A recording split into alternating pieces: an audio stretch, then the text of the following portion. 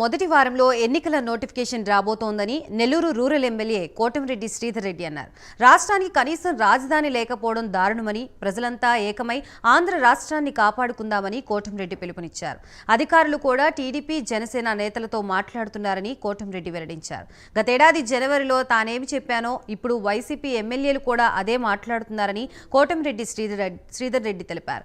ఆదాయం వచ్చే వ్యాపారాల్ని వైసీపీ నేతలు స్వాధీనం చేసుకుని వ్యాపారాలు కుటుంబ ఖర్చులకి డబ్బులు ఇస్తున్నారని కోటమిరెడ్డి మండిపడ్డారు.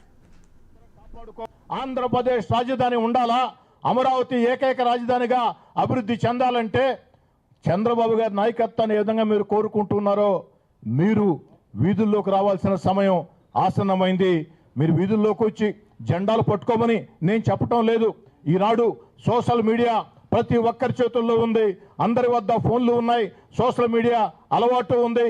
కాబట్టి తెలుగుదేశం జనసేనకు మద్దతుగా మీ సోషల్ మీడియాలో వేదిక చేసుకొని స్పందించండి. ఆంధ్ర రాష్ట్రాన్ని మనం అందరం కాపాడుకోవాలా.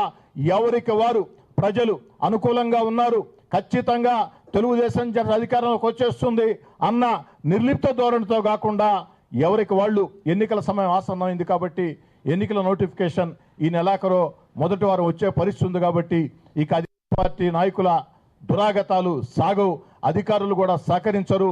అధికారులు కూడా చాలా మార్పు వచ్చిన పరిస్థితి, అనేక మంది ఉన్నతాధికారులు కూడా రాబోయే పరిస్థితిని గమనించి ఎక్కడికక్కడ అందరూ కూడా తెలుగుదేశం జనసేన నాయకులతో నిరంతరం సంబంధాలు పెట్టుకుని ఉన్నారు.